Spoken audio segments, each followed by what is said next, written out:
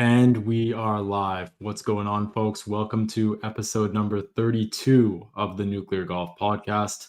My name is John. I'm the co-owner of Nuclear Golf and TW Legion. Joined tonight by Joey over from Scheffler Fans, Hutch Bennett, one of our Nuclear ambassadors, as well as Ryan over from JT Legion. Got a bunch to get into tonight, fellas. Obviously, Scotty Scheffler wins another one. His sixth win of the season came yesterday at the Procore. We had a strong showing from Ben Griffin, who just narrowly missed out on the playoff. He's obviously one of the Ryder Cup captain's picks.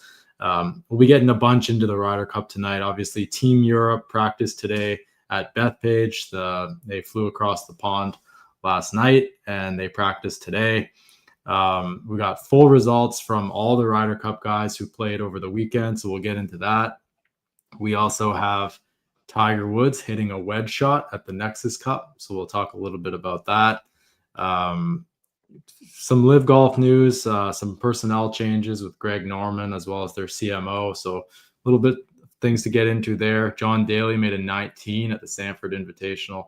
Hell yeah. Or Sanford International, so we'll touch on that. And then the tour is going to be returning to Austin for a fall event in 2026, and I'm sure we'll get into a bunch more, but got to hand it over to Joey for his immediate reaction to Scotty Scheffler's sixth win of the season. I guess it really comes as no surprise at this point. 2 majors and 4 others to add on to his total.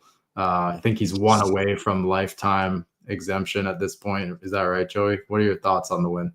Yeah, just a massive win for. No, I'm just kidding. I'm gonna be honest. I was about to say, Joey, don't even do that. Don't do that. Just massive win. Make that putt. I think some playoff would be good. A little bit of extra practice, a little bit extra prep, a little bit extra heat. But yeah, I'm gonna be honest. In that moment, not a big tournament for Scotty. I'm a USA guy and through. Need to see Ben Griffin make that putt. We're not doing that in a couple weeks. We're not doing that. We are not missing a little 6-foot slider. I don't want to see Listen, that's how you know your guy is too good. When Joey's up there, like, I kind of wish he would have lost just so Ben Griffin could have won. Yeah, okay, it's all right. I put USA first, all right? I'm a patriotic dude. Don't shoot the messenger. Like, I wish Scotty would have lost just for a confidence boost for Ben Griffin, who had a Linsanity run earlier this summer. But he's also a rookie on the Ryder Cup team, so I'm kind of with Joey on that one. I mean, let's don't 3-putt the last green. Let's don't do that. Yeah. Let's 2-putt that thing and get it in the playoff, and let's ride that momentum, whatever that takes, into Bethpage, man. I'm kind of with Joey on that. Scotty doesn't need another notch on his belt this week. He could save that for Hawaii in January. What if Scotty doesn't get to that lifetime exempt status? I tell you what. Okay, fellas, this was a unique Procore because usually the Procore is just a complete dud, but this year we had the entire Ryder Cup team competing, apart from Xander Schauffele, who it's now been revealed, I think his wife has given birth. Has given birth. Yeah, I need to apologize for that too, because last week I was pretty harsh about there's no excuse for not being there. There is certainly an excuse for not being at the Procore Championship. We laid the groundwork that we could totally be wrong, so we at least saved ourselves a little bit. Yeah, we did lay the groundwork, and we were very wrong. Congratulations to Xander and his wife Maya on the birth of their child. But at the same time, priorities. You should have been at the Procore, bro. You just heard Joey put country over family and his own personal preferences. That's what Xander should have put the country first. I'm kidding, absolutely kidding. Be with the baby. We also had the BMW PGA Championship over at Wentworth. We had Alex Noren, who's actually a European Ryder Cup vice captain, getting the win there yesterday, which is remarkable for him. I think he's had 2 wins in the last month, so big finish for him getting the win. But yeah, let's talk a little bit more about Scheffler. I know the tournament is a bit of a dud. I don't think it had the juice to it yesterday, even though all those US guys were playing. did you guys feel like it was just kind of an off week? It was just guys are just playing to kind of get some reps in right before the Ryder Cup. They don't really care about this tournament at all. That's kind of what I thought. And then you looked at the crowd, and the PGA Tour's had great crowds all year, for the most part. And it just looks like that, like maybe they didn't adjust for the announcement of Keegan kind of wanting those guys to all play this week. So it just kind of felt down. I mean, every time I looked at the crowds, it was down, and even with Scotty, I'm just, usually he's 4 or 5 deep around the green. So it just didn't look like that this week. But I think this week was a lot more about reps than absolutely going out there and trying to win. Scotty's just so good that it doesn't really matter whether he's gone out there for reps or not at this point. But good showing from everybody, to be honest. I don't have it right in front of me, John. Maybe you do. I feel like we had several guys that finished in the top 20 for sure, and obviously Scotty and Ben right there. So I mean, I think that was beneficial. I'll run through the names quickly. Obviously, Scotty with the win. Ben Griffin finished second. JJ Spawn finished sixth. I mean, that's a big result for JJ Spawn.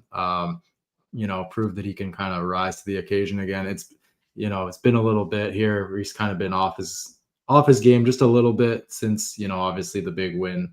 But it's good to see him find some form before the Ryder Cup because, people get on him, right? People get on you on social media when things start to go south. We had Cam Young, who's continued to play well with a top 10 finish. He finished T9. We had Sam Burns, T13, Russell Henley, T19. And then we got Cantlay with T30. Harris English was T43. Morikawa was also T43. And Justin Thomas finished 69th. But I mean, I'm not too worried about JT, if I'm being honest. He finds it when he needs to in the American team events. So you guys feel that? I mean, I do. Yeah, I got a lot of flack on X, of course, about his finish, but of course you did. He'll be fine. You said he got what place? 69th. Nice. Yeah. Very nice. That's better than 50th. I mean, yeah, no, I think yesterday the flatness of it, I think is twofold. I mean, one, it's a smaller event, and like you say, they're maybe not prepared for all these bigger guys to play, but it's also football season. Like the NFL is back, right? Like that's king in America, and it is what it is. I know we're in the South, Joey. I know college football, whatever. Go Dogs, by the way. Go Dogs. But really, like the NFL is king in America. It really is. So I think that probably played a big role in it. Probably played a big role in the crowds too. Honestly, I mean, it's unfortunate timing. It's the Ryder Cup has the prestige and heritage, I guess would be the best way to say it, to carry over and maybe not be affected by the NFL that much. But the pro course is certainly something that's going to be affected by the NFL. Right. I got a stat for you guys. I mean, it's an obvious stat, but a pretty, remarkable one. 6-win season makes Scotty Scheffler the first player with multiple 6-win seasons since Tiger Woods. That guy's pretty good. Yeah, players on the PGA Tour with multiple 6+ win seasons, Tiger and Scotty. Yeah. Not bad. That's it? Yeah. That's it. That's the stat. That is kind of. I mean, there's not a whole lot to say there. You're telling aren't Jack and Arnie and Ben Hogan, all those guys didn't get any 6-win seasons back when nobody was playing? That's wild. That's kind of crazy. It is. And kind of odd too that I thought maybe VJ would have maybe had one in there in the early 2000s, but a couple of those, but I guess not. That's crazy. They also say on the PGA Tour. So I maybe that's active players. Well, it could have been before the tour, before Arnie and Jack and those guys came up, Yeah. Kind of created the tour. But regardless, also, is Tiger active? Because it sure as hell doesn't feel like it. Sure as hell doesn't. Okay, here's some more stats. So through their first 150 PGA Tour starts, Scheffler with 19 wins. This is courtesy of Golf Digest. McIlroy had 14. JT 12, Spieth 11, Rahm 11, Schauffele 7. And I got to get the Tiger number. Through 150 starts, how many wins did Tiger Woods have? Any guesses? 30. 34. Yeah, 32 is my guess. I'm looking it up, but 34 with a win rate of 22.7%. I know my guy. There you go. I mean, damn. So, I mean, that kind of puts it in perspective, honestly. Like, that's all you really need to know. Like, Scotty Scheffler is unbelievable. Like, truly unbelievable. Like, it's nothing like we've seen. Too small to box with God. Nothing like we've seen since Tiger. But, I mean, then you pull that stat, and it's just like, through the first 150 starts, 34 wins to 19. Like, he's got 15 more wins.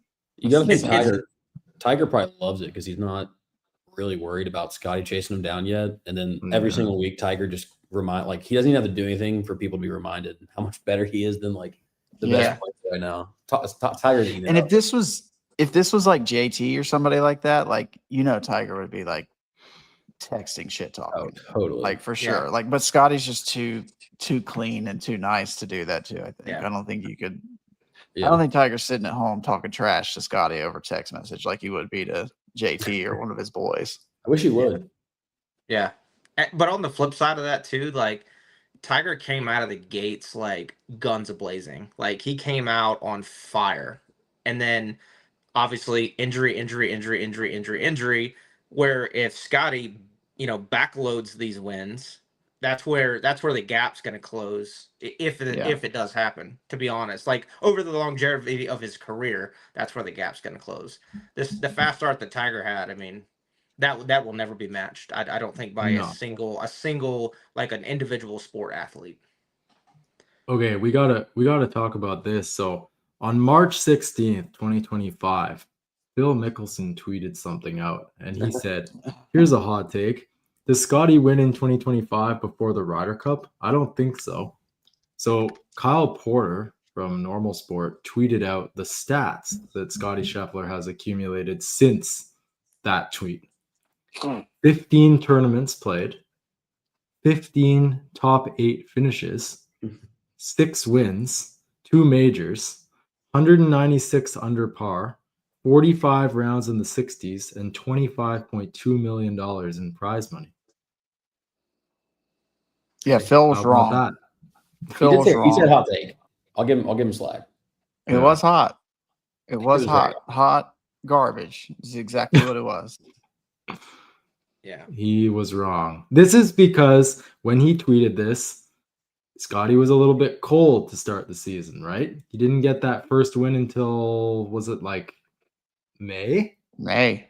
Because he had, I think up until this year, he had never won outside of May, right? That sounds about right. Or maybe it was after May or something. And then also he had the injury too. There was that period of time. Mm-hmm. The hand.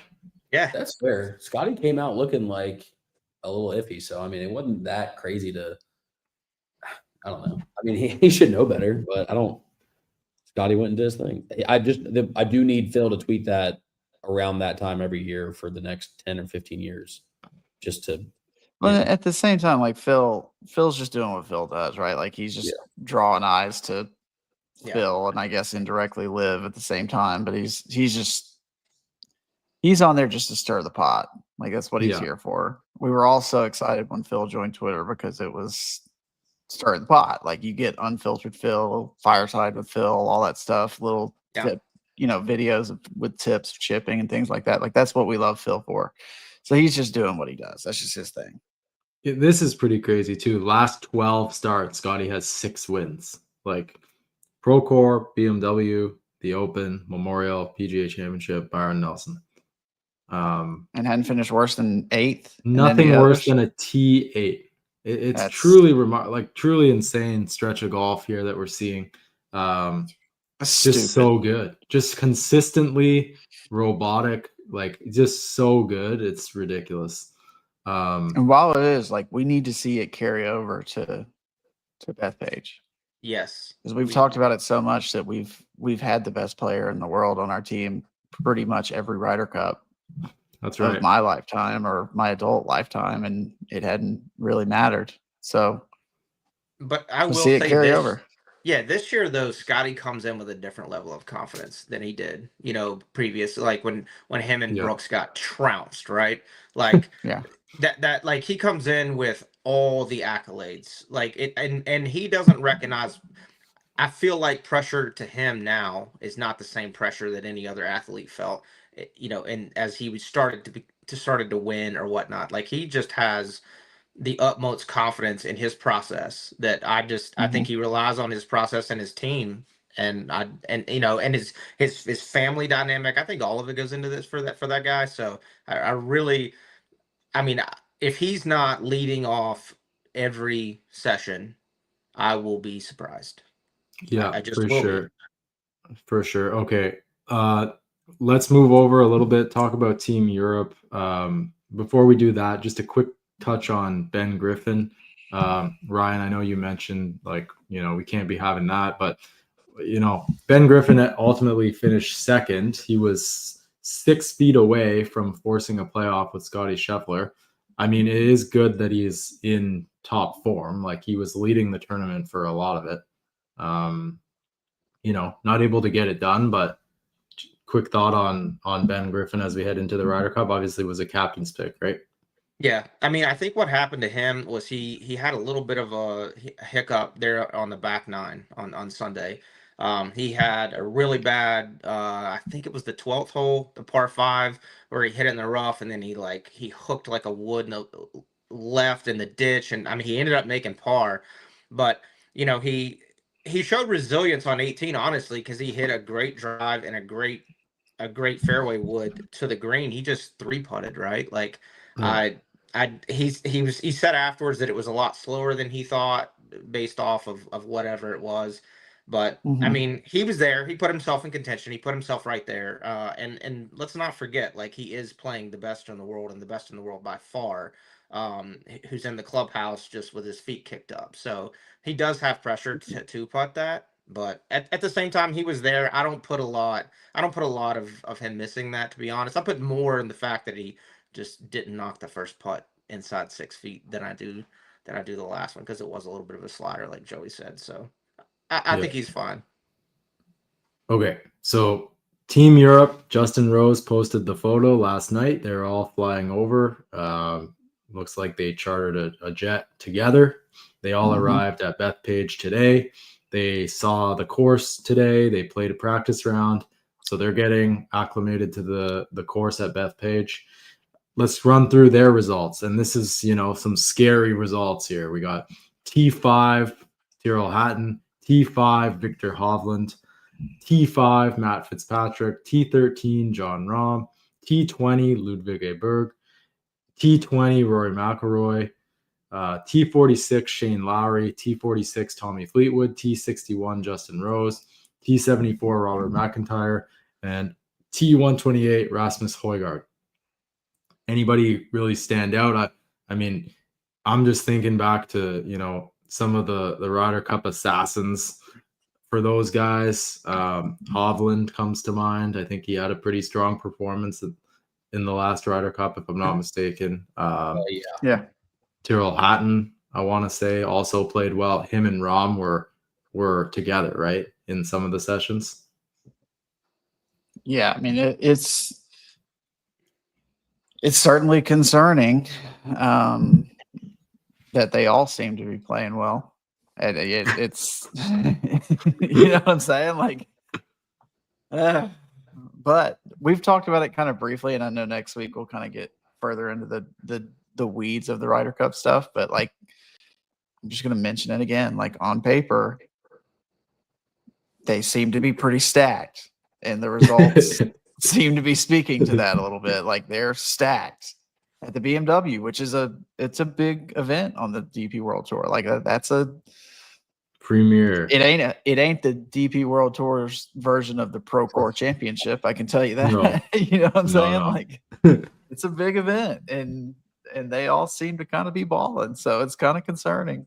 not only they played well, and then like I don't think it's that big a deal, but the optics of like them playing well, them getting on a plane, them getting on a bus, pulling up to Bethpage, they're all like hanging out with each other. I know the guys in the US like are already here and they're coming from the Pro Corps and they're probably doing their thing before they're scouting and all that stuff. But like, I don't know. It's just in terms of like taking advantage of the media and looking like a team that's already ready to go out there and like tear it up. Like Europe kind of has the edge right now online. And okay, maybe we stop losing Europe stuff. I don't know. I don't know how we can change that. But well, apparently they're preparing for all scenarios. Captain Luke Donald has apparently provided his players with VR headsets to try and simulate the crowd noise and heckling that his team will face at Bethpage. Roy McIlroy talked about it after his round on Sunday. He said, quote, "It is just to simulate the sights and sounds and the noise. That's the stuff that we are going to have to deal with. So it's better to try to desensitize yourself as much as possible before you get in there. You can get them to say whatever you want them to say. We are doing everything we can to best prepare ourselves for what it's going to feel like, but nothing can really prepare you until you're actually in that. You can wear all the VR headsets you want and do all the different things we've been trying to do to get ourselves ready. But once the first tee comes on Friday, it's real, and we just have to deal with whatever's given." I don't know how serious this really is. I don't know if there's just one VR headset and they're just kind of passing it around to see what it feels like to simulate the crowd noise, or if they're all actually out there with this headwear on to practice with the noise. I don't know. They're definitely, leaving no stone unturned with regards to their preparation. I can say that. It feels like they're already over in the US. Apparently, I think I read today, Dan Rappaport reported that they're all going to be staying in the US now until the Ryder Cup is concluded as well. So they're all getting like, I know a lot of the guys live in the US anyways, but I mean, if they've got like their entire team staying in the US, like many of those guys still go back over to Europe. I'm pretty sure, like for much of their time. So yeah, they're all staying in the US. I imagine a lot of team bonding is going to be taking place now. They're taking it very, very serious. dude. It's and we've mentioned it before, but the Europeans are just such natural heels too. Like, I don't think they need the VR stuff to get ready for the heckling and the noise. I think they feed off of it. Like, also, like especially like Rory and Rahm, and they're going to turn around and give it right back. Like to the crowd, they're going to yell at the crowd, shush them, whatever. Can't hear you, whatever it is Rory's doing. Like, they're just natural heels. So it's going to be like again, I'm very worried about it. And you got to think too, like Rory's at an all-time high in confidence. He won the Grand Slam this year. He just won the Irish Open. His accolades this year are, just keep flipping the page, right? Like, so I kind of, he's kind of their leader, I would say, in a way, like team wise, not necessarily, I'm not taking anything away from Luke, but like team wise. And I'm with you guys. I kind of don't think it's all necessary for all that. I think it's more necessary for some rookies who come into an NFL game and that practice they're pumping in crowd noise. I think that's more of like where that stuff's relevant. But these guys, I mean, this is just kind of in their blood. They've been doing this forever. Some of these guys have been on so many teams. I don't think that they need all that. But the perception, and I don't think it's just like a perception, but the actual unity of that unit is unbelievable. And it shows in everything they do. And I don't think necessarily Justin's posting that for a Twitter moment or whatever. I think he's just like, this is who we are. Like, we ride together, and we're going to be in New York. And if the information is correct, they're all going to be here. Good for them. I mean, it's an advantage. I mean, let's be honest. Like Hutch said, on paper, we are behind. Well, on paper, I believe the teams actually stack up like very similarly. I'm talking name value and just fear. Like the eye test tells me that we're behind. Who's the European Ben Griffin? That's what I need to know. How much what? Who's the European Ben Griffin? Yeah. Rasmus? You know what I'm saying? Like, I would say probably Rasmus. just the name value. Like, I know, and we ran through the stats, like the strokes gain stat thing that we talked about, where technically we're a little bit ahead or Yeah. a little bit better, I guess, whatever. But I mean, it sure as hell doesn't feel that way. And strokes gained coming down to it at Bethpage just isn't with this much of a fraction. Like, it's just not enough difference for me to have any more confidence to say that. I worry because I think Europe just doesn't really have a lot to lose. Like no one, like US loses this one, and it's just so much more of a, you know, a pain than it is if Europe loses. But if we lose this one, it's just like, what does it put us into though? The same cycle that we're into every 2 years, it seems like, where it's like, all right, the way we've been doing it is broken. We need to figure out a way to do this and blah, blah, blah. And we just reimagine and then nothing changes. Like, it's at some point, it's like, are they just better collectively than we are? Because they seem to play that way. I don't think talent-wise they're collectively better, but I do think that their process for whatever that is and whatever that we don't know is somehow got to be a little bit better. But I will say that I think Keegan brings a little bit different energy than some of our past captains, and I do think that that's going to play a bigger role here. And to your point, it's kind of like when you watch a preview to an NFL game. Who has the most pressure? Is it Patrick Mahomes or is it Josh Allen? Who has the most pressure? Clearly, the USA has the most pressure on them. Clearly, it's not even close. Yeah. Europe doesn't. It's not that they're playing with house money, but it does feel that way. Yeah, on the road too, which is just a great place to be. Yeah, like it's also, just. Rory my question I've got is about Rory too. Does the like, and I know we have the best player in the world in Scotty, but do we have a player who, as far as stature in the game of golf, stacks up to Rory? Because to me, it just feels like Rory stands so far above everybody else. No, especially in terms of Ryder Cup, like Scotty loves winning stuff in a boring manner and like keeping his head down, doing his thing. That's not really the vibe you want in Ryder Cup. Like, I want you to be obnoxious about it. I want you to be confident. I want you to actually, if you're going to be, you know, 1-1, if you're going to be the lead guy, I need you to like have some energy to rally the people around you. And he will. It's just, but not like Rory does in the sense of like it. Again, I'm not going to, we're going to win. I'm not worried about it, but I'm, you know. No, Hutch, don't start swinging me, dude. You're doing this. You're doing it on purpose. I'm getting Joey fired up. I need to save it for next week's show. Rory. So we have we have a bit more insight into the Team Europe preparations. This is courtesy of Golf Week. Luke Donald said, we plan to play 9 holes on Monday and 18 holes on Tuesday. We'll go into the city for a fun dinner on Tuesday night because we don't get to go into the city during the week of the Ryder Cup. It's obviously on the doorstep, but it's just far enough away and so busy that week. It's nice to experience where we are, that New York kind of vibe.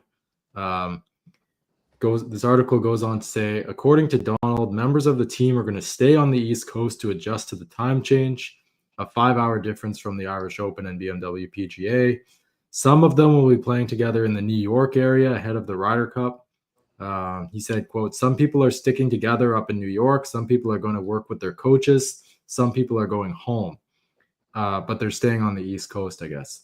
He said, it's not all 12 together doing the same thing. I think it's important. You don't want to. They are together a lot this week. If you are all together next week and the week after, maybe that's a little overkill. As long as they are not flying back to Europe and have to deal with jet lag, I don't really mind what they do. He's talking about the guys that live in Jupiter, Florida. Correct. That's who he's talking about when he says they're going home. You do not want Tyrrell Hatton drunk at a hotel in New York City. That's the last thing they want. Shit, maybe we do. I think Terrell's still hungover from that last experience, so he's good. All right. Well, it's going to be interesting. The anticipation is building for the Ryder Cup. I heard some of the foreplay guys were kind of touching on it today or yesterday. They were saying, I don't know if there's ever been this much hype going into one single golf tournament or event. The overall buildup, the marketing, everything involved in this event outdoes all of the major championships. like, it's not to say that there isn't buzz around the majors. This is just so much bigger. You know, they were talking about the tournament venue as well, just how many people they can pack into this place, the rivalry factor. There's just so much, the country factor. Like, there's just so much on the line with this event. There's just so much money behind it as well, like huge sponsorship dollars, huge TV ratings for this thing. It's going to be an unbelievable event at Bethpage this year, and I can't wait to see how it all kind of goes down. I don't think any team's going to run away. That's my prediction. Is this how the internationals feel in the President's Cup every year going into it? Because I just feel kind of hopeless. Don't even bother talking. This is completely different than the President's Cup. Yeah, I don't get that vibe. I don't have that vibe. It just looks a little daunting. The eye test is a little daunting. But again, like, to go back to the Pro Core and the BMW, I don't take a ton away from those results because, like, for instance, for JT, he finished 69, right? He had a couple good rounds, a couple bad rounds. That is not going to matter. It's not going to matter, I don't think, coming to Bethpage, right? And just like it is for, like, Matt Fitzpatrick was playing great at the BMW. He didn't end up winning, but he played really good. His form has been, you know, but do I think that dude's going to be a dog at Bethpage? Yeah, I do. Like, I kind of don't put a ton in this past week's tournaments coming. No. But it's particularly with guys like JT, like I know John mentioned it earlier, like you just don't worry about him, particularly at the Ryder Cup or President's Cup. Like, Buddy could be playing terrible, but when it comes time to put the flag on and go be Captain America or Mr. America or whatever you want to call it, like, dude doesn't have a problem getting up for that, like, at all. Yeah. So he could be playing terrible and it wouldn't matter to me. I'd still have confidence putting him out there because he's doing it for the country. And for some reason, that just gets him going. He'd probably have just a massive career if he just treated every week like he was playing for America. Right. Yeah. I feel the same way. As nice as 69th is, the first place would be a little different. Yeah, I agree with you guys. I don't put a whole lot of stock into the results at these two tournaments this past weekend. It was more just about getting the reps in. Just so you don't go a month without playing before the Ryder Cup. It's literally all also a lot of the guys, you know, playing with, you know, their teammates, like, you know, being around those guys in the same tournament maybe as well. Like, when they're not playing their rounds, probably together with some of the guys. So it's more Pro Course side than BMW side, because BMW is just, like we talked about earlier, it's just such a big event anyway. Like, these guys would have been playing that event anyway. Feels like we just played the Pro Court just because, oh shit, like everybody's gonna be playing the BMW. We probably should play a couple weeks before the Ryder Cup. Well, I also think that goes back to 23 where the guys had too much time off too. And let's not forget that Thursday and Friday, like, the tour did right. Like, they paired the Ryder Cup guys together on Thursday and Friday. So they did get to play with each other for 2 days. So I think that's more beneficial than anything. All right. We will obviously get into the full Ryder Cup preview next week. Next week we'll have multiple shows throughout the week. We'll get into that more towards the end of today's show, schedule for next week. But Tiger Woods hit a wedge. We're back. We're so back. Told you guys that this was a possibility a few weeks ago, that the Nexus Cup was kind of circled on my calendar as a spot where we could see a golf shot hit, and that's exactly what happened. There was a clinic for the guests there. I mean, the reality is he kind of has to hit a wedge if he at all can. Apparently that's kind of the only club that he hit from the sounds of it. Just a 56 degree and maybe a couple 60s. You know, wasn't really going full bore at it or anything like that. You know, some people were talking about the leg doesn't look that stable and whatnot, but the storyline here is nothing about that. It's just the fact that he was on the driving range at Liberty National, had a golf club in his hand, made a swing, the ball went in the air. people clapped. It is what it is. Tiger Woods hitting a golf club once again. That's kind of the best way I could describe it. People clapped. People clapped. Yes, they did. John, do you feel like this is pure Tiger, like peak stretching any piece of news out just to get some sort of win? Do you feel a little better or a little worse? I mean, he looked, I know it's just, but the fact that you didn't know, I guess, at least, like, there was a chance that he wasn't even going to be out here and able to do it. So I guess, is that like even somewhat of a positive step? Is somewhat of a positive step, because at the previous Nexus Cup, all we got was little chip shots on the range. They weren't even full swings. They were just like, he was just messing around, essentially. This time he was actually making some swings, looking at the ball flight, that kind of thing. So it's progression, I guess, right? It could have been worse. He could be not swinging a club at this point. He could be just standing on the range with a putter in his hand. So I think the fact that we did see him hit a ball is a positive sign. What it means, who knows? And it's Tiger. He could be hitting well beyond just wedges at this point too. We don't really know. Maybe he doesn't. Maybe he wants to keep the expectations low, so he's not going to come out and start hitting 3-woods or drivers. Because if he does that, people are going to think, maybe he's going to play in the Ryder Cup somehow. Right? Yeah. So, dude, how sick would that be? I do think that the under promise and over deliver theory, I think that's a better way to go, to be honest. Yeah. I agree. I think it's flipped, because when he was younger, he used to just go the extra mile to hide anything being wrong with him. Like, you remember the US Open in 2008 when he's like, leg hurts a little bit. I'm good. Yeah. Whatever. Then we find out later that he had a broken leg and all. Yeah, whatever. Like, it's just flipped on its head completely, because it used to just be anti what we're getting right now. And I do think it is what it is. I think he's managing expectations. Like you say, John, I think you set the bar low, and then everybody's very surprised when he comes out and pulls a full recoil on a driver on his first swing at the Hero in a couple months. Like, we're like, oh, he's back. It's 2017 all over again. We're like, he can do this.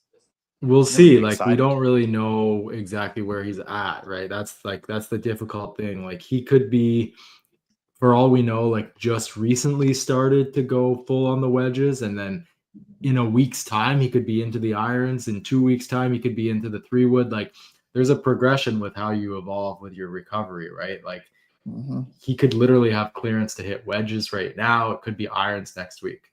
We really don't know. Are we 6 months since surgery? We're 7 months now. And all I can really think back to was actually the President's Cup in, I guess it was 2017, I believe it was. And at that point, he was a vice captain at the President's Cup. It was at Liberty National, I want to say. Yeah. Funny enough. That's what we looked that up last week. Yeah, and he had a press conference that week, and he said, "I don't know what my future holds."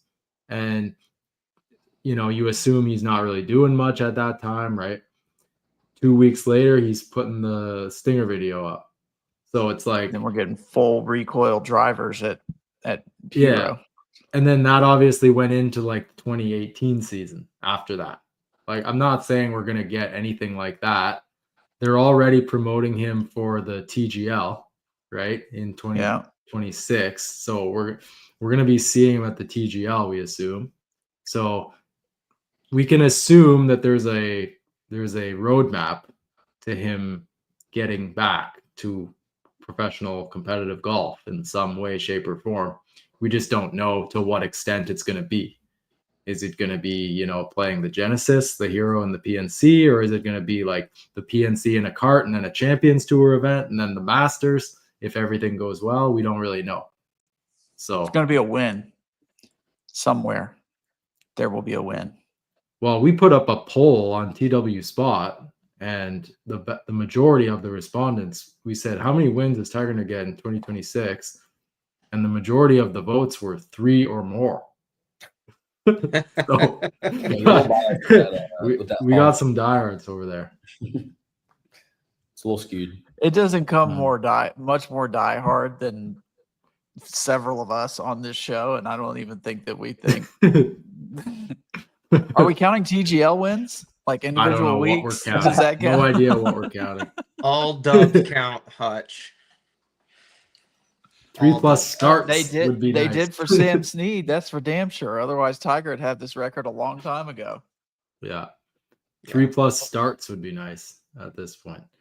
God, 3+ wins. Jeez almighty. That's insanity. Yeah. I hope we get today. 3 events, like you say, John. Damn. Yeah. All right. Let's talk a little bit about Liv. Saw it today. First time ever that Liv has had nobody in the top 20 in the official golf ranking. We've talked about it pretty extensively on this show, that the world rankings don't really mean a whole lot anymore, it feels like. I'd love to hear from the Liv guy, Hutch Bennett. What are your thoughts on not one Liv player in the top 20? What's going on? What are they doing?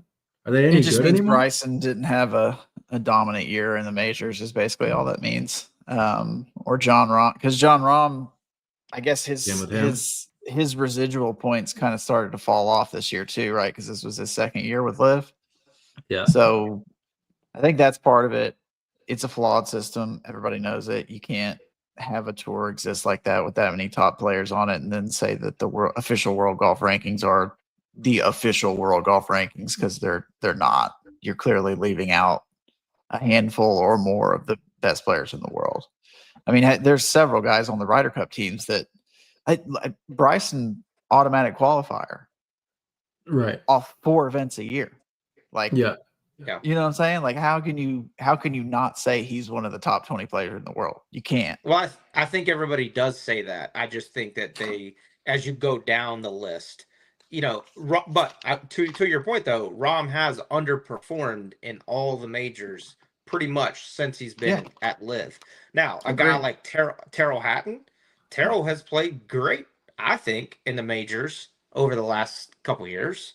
So I think it's a very flawed system. It needs to be revisited for sure. Perhaps if they just go to 72 holes, perhaps all this is null and void, and we forget the 2 years that nobody was in the top 20 on Liv, and then everybody's getting points. And I don't know what the answer is. I don't know if this is even fair, or if this has even been thought of. But maybe you weight the Liv tournaments a little bit. Like, instead of getting 100% of the points, they get 75% of the points for each event. You know what I'm saying? Like, just make up for that 4th round that's not there. Maybe you just weigh them down just a little bit, but they need to get something, because it's just not you can't take the official world golf ranking seriously as it is right now. You just can't. Because at some point, like, Liv is clearly not going away, right? So you can't sit there and say, like, oh, well, yeah, they just don't count. But they have to count. They're some of the best players in the world are there. There's several guys on the Ryder Cup teams that are going to play next week. Like, it's just such a flawed system. You can't honestly say that it's the end all be all. It's just not. Data golf is way better. And I'm not saying their system's perfect either, but at least they include everybody. Right. Couple little Liv notes this week. Greg Norman has officially left the organization. I think he was there from the onset, right? When they came on board, he was the commissioner of the league, and then there's John. There goes John. He put in 5 good years with Liv, and he retired. He walked off into the sunset. They kind of set the stage for this earlier this year, I guess, when they replaced him as the CEO. I know there were some rumblings last offseason for Liv that he may be on the way out, but he said, nah, I'm staying. I'm just not going to be running the day-to-day anymore. And now he is gone. So I know John mentioned that the CMO left. I didn't know that.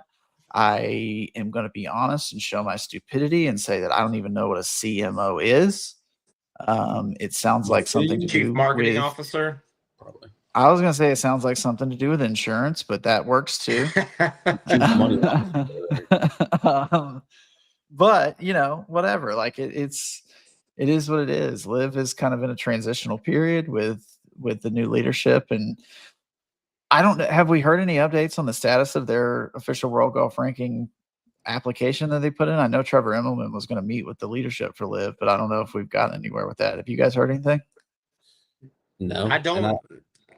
Go ahead, Joe. I was just saying that I feel like Greg Norman's just kind of been a non-factor as of late, at least anyway. So yeah, I don't know if that shakes up anything, and maybe there was some inklings behind the scenes that they're like, hey, if we're gonna like make some things happen, we gotta move some people around. This is a great takeoff. We used the people we needed to, and then they helped out, and but maybe they're doing a kind of a similar restructure. And I would be curious too, because I don't know if it ties back into it, but do you guys remember when they were having these initial talks, or when they first started talking about the initial talks? There were several.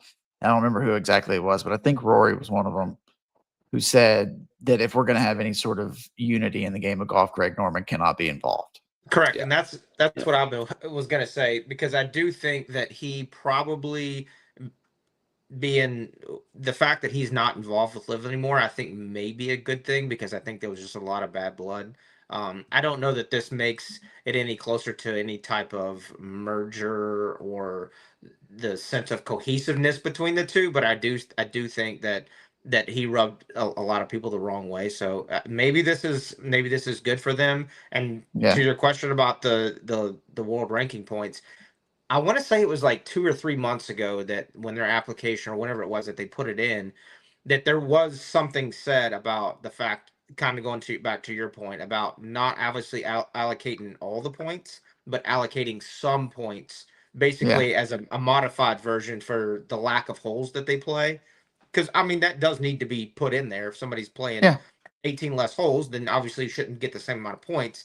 And maybe at that point, maybe you can figure out like the strength of field and all that stuff. So I would not be surprised if 2026 they do have some sort that they do get some sort of points, or they just revamp this whole system.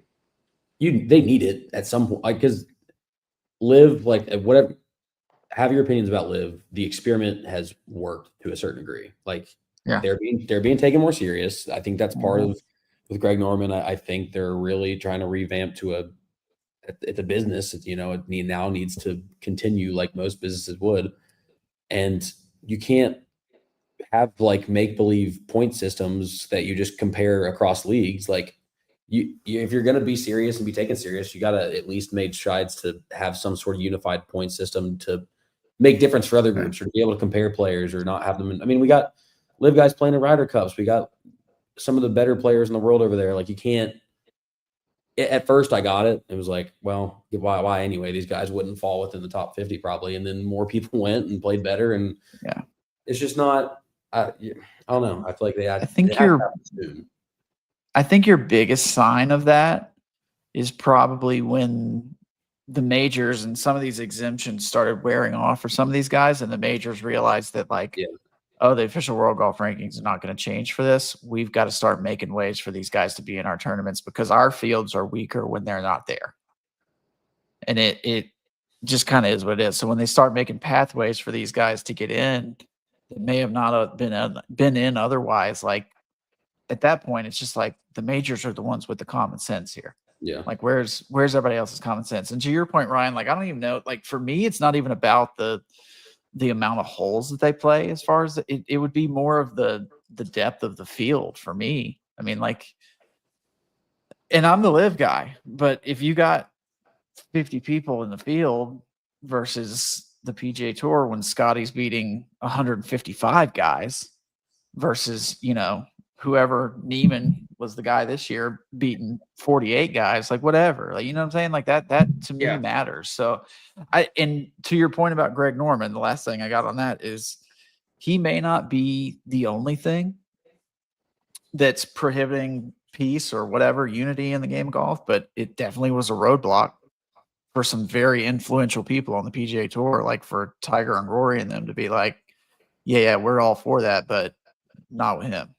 It's definitely a roadblock. So it may not solve the problem, but it's certainly not going to hurt the resolution to the problem. I agree with that 100%. The only reason that I kind of hone in on the number of holes is because how many times do you see a guy who is leading the golf tournament on Friday and struggles to get there on Saturday and absolutely shits the bed on Sunday? Like, I do think that like the number of holes and just the energy it takes to play that many holes, I do think that is important. To like take it all the way home. That does not take away from the argument of strength of field, because if you've got the top 10 players in the world playing 54 holes, I trust that the top 10 players are playing the best golf, and it doesn't matter how many holes they play. But I will say, as far as like your guys, like outside of the Scotty Schefflers and the Roy McIlroys and the Bryson DeChambeaus, right? Outside of those guys, let's say you're filling out your 10th ranked player in the world to your 25th. That's where I think that the number of holes do come into play, just based off of how the points are allocated. But strength of field is a huge thing. And I think too, like if we get to a point where they get world golf ranking points, I honestly think that could probably be the biggest thing towards bringing unity to golf. Is because at that point, if they're going to stay 2 separate leagues and now they all of a sudden get world ranking points, like there's some guys that stayed on the PGA Tour that might leave for that bag now. And then you're talking about really being divided. You know what I'm saying? So I think that could really bring it together more than anything, getting the ranking points, in addition to Greg Norman leaving. We had some interesting. Sorry, guys, I'm back. By the way, welcome back, John. Computer issues. Greg Interesting comments from Jimmy Dunn, who said he was interviewed by on NBC. Jimmy Dunn is obviously like kind of one of the architects of the talk of this deal, like of the framework agreement, right? Mm-hmm. He said, if you wanted to see a deal done, probably the worst day was when the chairman, Ed Herlihy, and I resigned. We could have gotten a deal done. Maybe they shouldn't get a deal done. Right now, the tour is in pretty good shape. Liv seems to be doing what they want to do. I think it's just going to go on like this for a while. So, I mean, and I'm sure he's still very plugged into everything that's going on. There's no he's doubt got his about sources. It. He's got some sources. So I don't think, I mean, Rory was close with him, I think, a little bit. Like all the guys kind of talked to these guys, right? They're like, isn't he the guy that called Rory to tell him about the framework agreement like 5 minutes before they announced it? At like 6 in the morning or something. I think I remember Rory saying that. And he's known as like the deal maker too. Like that's what he's always been known as. But I'll say to his comments, I don't think he's 100% wrong either. Like Liv doing what they want to do, and the PGA Tour is thriving. Like I think, I know we question Nielsen numbers. I know people have their conspiracies about that stuff, but I mean, if you look at the crowds and based off of the buzz that I've seen, I know online golf Twitter has been down this year. John can speak to that more than any of us can, but like at the same time, it does seem like that the tour has a ton of buzz right now, and Liv's buzz is only increasing. So I don't think he's wrong that maybe a deal doesn't need to be done right now. But to go back to our previous conversation, that's where I slightly disagree, because we do got to have guys that are playing on the same level and getting the same amount of points, or I guess a number of points that are respectable in the world golf rankings, so that they can get placed in these majors or whatnot. So you got to take the top couple of guys out of it, like Bryson and Scotty, from the both tours. You know what I mean? I think you gotta. What are you gonna do with the guys who finish, top 5 every week and Live? Like John Rahm, what did he do? Miss one top 10 this year? It was 11th. What if and he got 11th? Yeah. So his Masters exemption obviously will never expire, but how much longer does he have on that for majors? Like if something doesn't change, like that's going to be a disgrace to the game of golf. Yeah, you got to have those guys in the tournament. You just have to.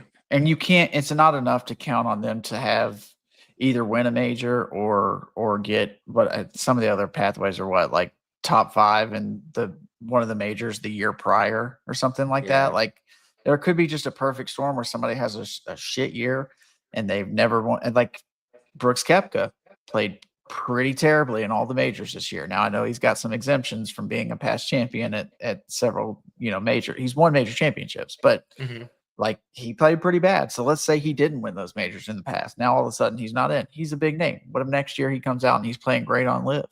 Now he's just not in the majors. Like it's at some point, and it's just such an old and tired conversation because we've had it so many times, but somebody has to have some common sense at some point and be like, we've got to figure out a way to do it. And the majors seem to be doing that by giving live guys a pathway to get in. Now, the DP World Tour is doing it a little bit too by letting these live guys play in some of these events. Like, so I don't know if the answer is kind of what the DP World Tour is doing and maybe letting these live guys play in a select handful of events on the PGA Tour. I don't know what the answer is. I'm not going to pretend like I'm tuned in or tapped in enough to understand all the ins and outs of all this shit because I don't know it at all. But there's got to be something. There's got to be a way to figure it out. Because what's happening now is just the divide is going to grow while the PGA Tour is thriving and Liv's just going to keep doing what they're doing. The Live crowds are crazy. Like they're putting on big events, and like Joey said, they're being taken seriously. But at some point, the divide is just going to grow and grow and grow and grow and grow. Especially if Live goes out and buys some more big name players. Like it's just somebody's got to have some common sense at some point. They're both thriving. They just at this point, and maybe I'm wrong, I feel like they just need to commit to it and realize that they're going to stay two separate entities and agree on some sort of points system. You're going to have to change golf a little bit and have some cross league events. Like you're going to I don't think because the PGA is not going anywhere, and Live has kind of made it clear that they're not. Like they're making money, they're doing well. So you're just going to have to find some sort of common ground on the fact that you're not going to find common ground until the PIF runs out of money, which is never happen. But you mentioned Brooks Koepka. Pretty interesting. He obviously played the Irish Open, missed the cut at the BMW PGA, went 75-68. So he had a better day on Friday, but still missed the cut. He's actually gotten an exemption, and he's going to play this week's French Open. 3 weeks in a row on the DP World Tour. He's really grinding to try and find himself right now. He's trying to find it. And then he's going to tee it up at the Dunhill, I believe, after a week off. So, I mean, he's getting some reps in for sure, but it's been a grind this year for Brooks, obviously, right? Three missed cuts at the majors. So obviously had the T12 at the US Open, but apart from that, not very good overall. He was second in Singapore. He was T5 at Live Michigan. I mean, apart from that though, big mixed bag of results, like lots of finishes in the 20 to 40 range. Couple outside of that even. So tough year for Brooks, and hopefully he can bounce back because it's always better when he's up there. Yeah, I agree. Good on him for playing too and trying to find some form. Yeah. Speaking of trying to find some form, John Daly made a 19. That is a 19 on the card. 19 strokes to get his ball in the hole at the par 5 12th at the Sanford International. He was just preparing for the 19th hole, John. That's all he did. That's about it, right? That's about it. That's a day, boy. Because we saw a few years ago, not a few years ago, like a decade ago. Do you guys remember like Kevin Na? Kevin Na, 14. That's all it was? It was 14. It was in the woods, but John Daly, did you guys look at the He's shot done this before. Did you see? Didn't he make a 16 before? 16 he made, Ryan. 16. Oh, 16. I'm sorry. But I saw the shot tracker, and it's just like shot 1 from the tee box, shot 2 from the rough, shot 3 from the rough. Like, yeah. But I think John Daly's done this before where he's made a 16 at, I think it was Bay Hill. He did this before. He just kept pumping them in the water. Like it's just give him some credit, bro. He's committed. When he's in, he's in. I was about to say, I think honestly, a 19 is better than a 12. Like, because if you're at 19, you're just sticking with it. You're like, no, I don't care if I went left in the woods or in the water 4 times. My 5th time, I'm not doing it. It's a story to tell. Exactly. If you're gonna like commit to it. Don't have to get halfway down the fairway and start playing punch shots. I don't know if it was AI or not, but I just saw the shot tracker and it was just like over the water this week. That's all I saw, the shot tracker. I was like, man, this dude's full 10 cup right now. It was nice. So Daly's 19 was the highest recorded score on a hole in PGA Tour Champions history. According to golf.com, Daly has already recorded scores of 10 or more at least 15 times across PGA Tour events and majors, including 3 11s, 2 12s, a 13, a 14, and an 18. So this is not new. This isn't a new thing for him. He obviously blows up at times and just decides to let it be how it is, right? Like, I think he just thinks he can hit the shot, and he's just going to keep trying until he hits the damn shot. He sticks with his process, man. He withdrew though. If you're gonna shoot a 19, I need to see you just finish it out. You got to commit to it.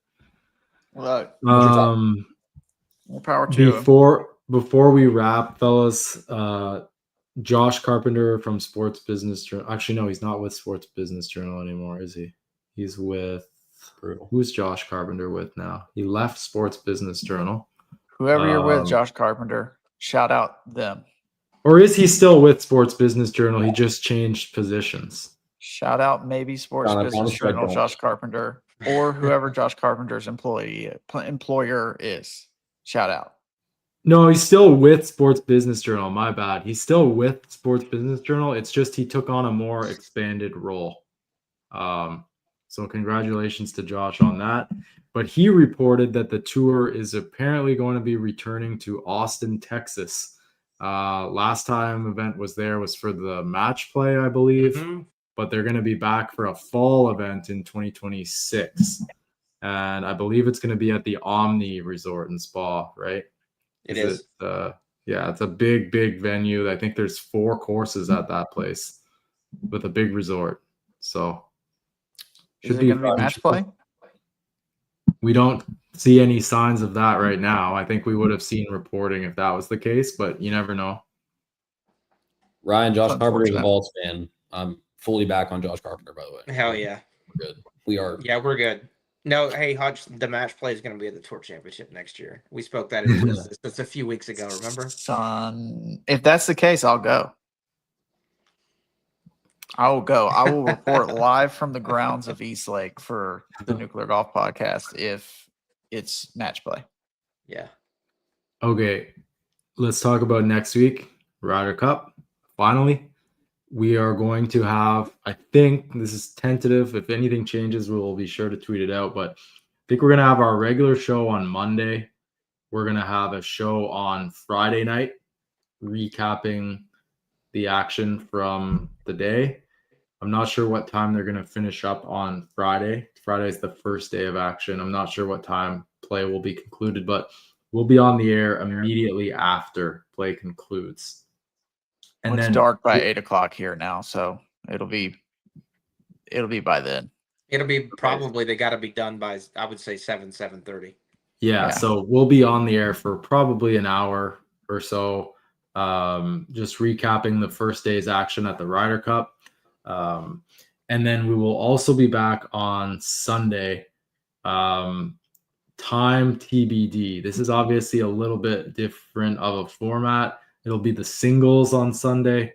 So we're not entirely sure if we're going to be live during the entire duration of the last few singles holes or if we're going to come on the air just once play kind of concludes. We're going to figure that out, and we will post when we're going live. But until then, you can find our show always live on X, live on YouTube. After the fact, you can watch the replay or listen to the replay on Apple Podcasts, Spotify, and Amazon Music. Fellas, it's been a great show. We've got into a lot of different topics tonight. Joey, you got something? No, I'm just saying peace. Oh, he was saying go dogs. He was saying go dogs. That's what you were saying. As of now, we'll be back Monday for our regular scheduled show at 8:30 p.m. Till then, you can catch us on all your favorite podcast platforms. My name is John. I'm the co-owner of Nuclear Golf and TW Legion, and I've been joined tonight by Joey from Scheffler Fans, Hutch Bennett, our Nuclear Golf ambassador, and Ryan over from JT Legion. I hope you all have a great rest of your night, and we will see you back here on Monday for a full Ryder Cup preview. Until then, rise up. Later.